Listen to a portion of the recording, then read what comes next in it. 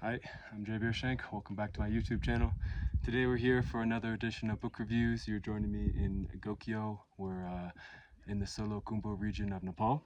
I have another video here actually from a couple years ago. It's for Siddhartha. It's up on the top of this hill. But today we're going to do a review. It's the 60th review, so this is a special one. I wanted to go back to the classics for you guys, where this channel all started, what originally got me so excited about reading and sharing about what I was reading, and that's the Russian classics. All right, this is going to be the only review though that I don't do without the book, but I promise you I read that huge book. It took me 4, 5, 6 months. It took me a long time because I was just piece by piece, every day here and there. But that book is War and Peace by Leo Tolstoy.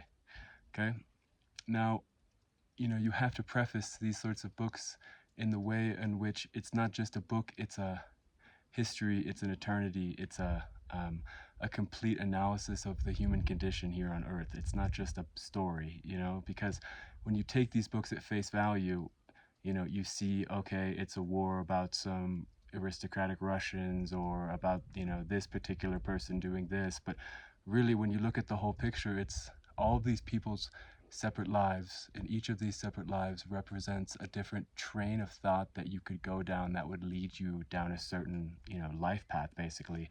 So it almost gives you a way to hyperview, ideas, or hyperview different kind of paths you could, end up taking that would take you a whole lifetime. And that's why it's so amazing, I think, and why I've always talked about these books being like such good, like resetting tools and kind of like equalizing tools and things to bring you into like pure and individual alignment, because they almost save you from falling into caricatures, because you get to read about what each and every caricature can be, and then before you become it, you have an opinion and an idea about it, which allows you to have something more complex, which is beautiful, because I think that's what these guys show you, is that the complexity of the human experience and the complexity of our intellect and our emotional, spiritual experience with intellect and with the physical body is so profound. And there is no modern writer that I know that is able to, put this into a package that we can open up and understand and play with so clearly and easily. And that is what makes, Fyodor Dostoevsky and Leo Tolstoy the greatest writers that have ever lived, in my personal opinion, that I've ever read. Maybe I'll find someone in the future that is, just as, but right now, those two guys and their line of work and, that era of literature is just amazing. It's just amazing. So that's why I wanted to come back for the 60th review to really wrap this all up, because books are fun, but these books, the things that this channel started with, those authors and those particular novels that they have written, it is essential meta reading, and it's the whole reason why I started this channel, and the whole reason why I wanted to open people's eyes to the impact and good and life that reading those things could bring you, okay? So that's my preface. So obviously I really like this book, okay? But it was long and it was very tedious, but it was all written very, very well. So it's tedious, but every time that you flip a page, you think, oh, that was good, that was written in a way that made me think, or in a way that helped me condense thought, because that's what they're really good at, I think, is even though it's so much writing, each line is so dense with meaning and metaphor and beauty that it's just like, oh, wow, that's a way to think about, a concept that I could think about for 17,000 years, and put so many words into, but here it is consolidated and condensed into this little jewel. And that's just awesome. And I love authors that can do that. I've talked about that before. I always talk about The Picture of Dorian Gray being one of the best, like, kind of one-liners.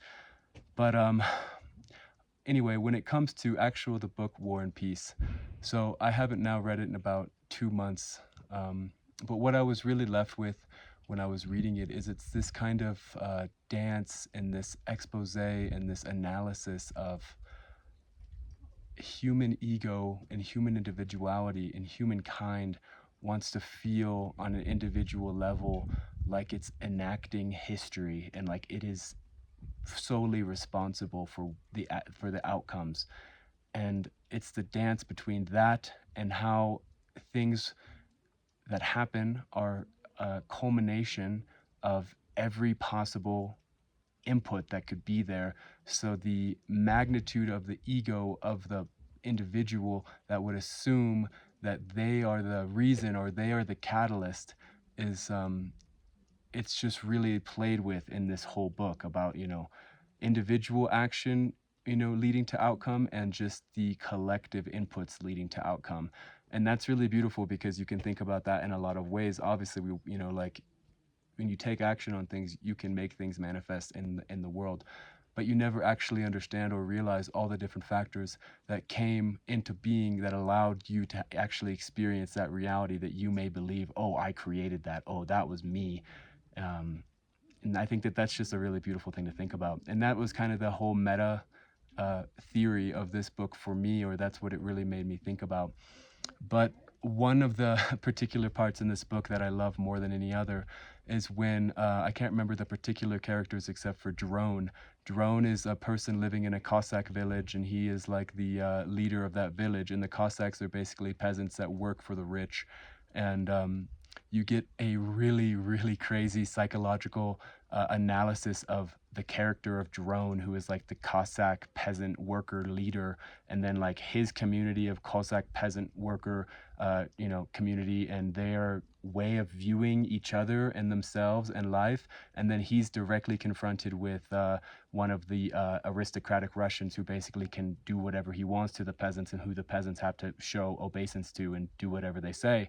And you have this interaction because it's wartime, where the rules are grayed and where the boundaries are not so clear at that particular moment, even though, for so long it has been so clear that the peasant in the Cossack is below.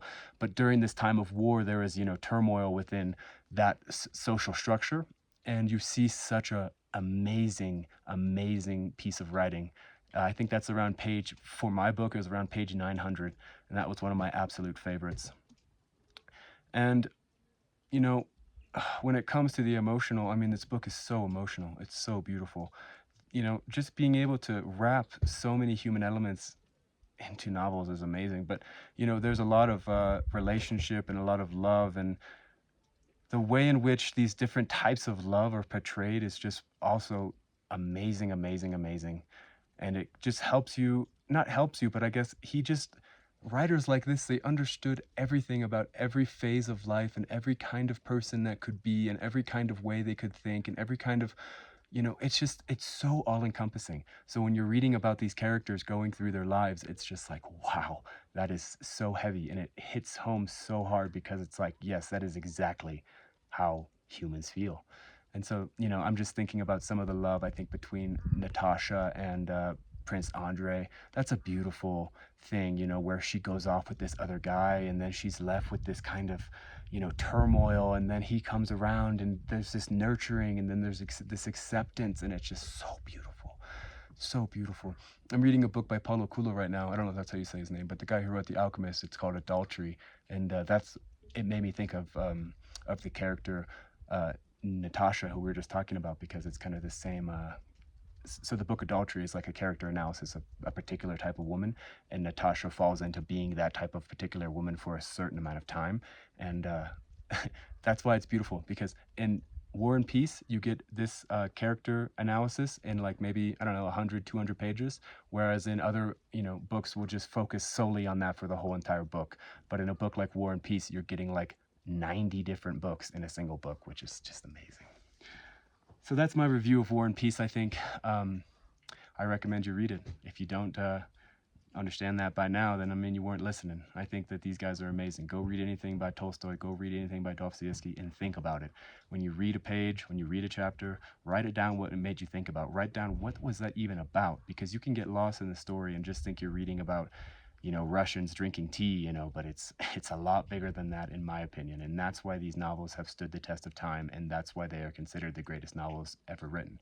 It's my personal opinion, and it's also a collective opinion shared by many people that have read them too. So if you haven't, check them out. Thanks for joining me here in Gokyo in Nepal. This is a gorgeous place. I'm going to be here for about a month. I got sponsored by the Gokyo Resort. I'll just show that, why not? It's a beautiful, awesome place. And yeah, I'll be training for a marathon here, and I'll be posting lots of content, so you'll see that aside from the book reviews.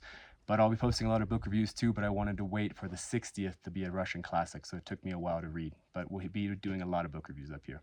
Thanks for watching. Don't forget to like, subscribe. Peace.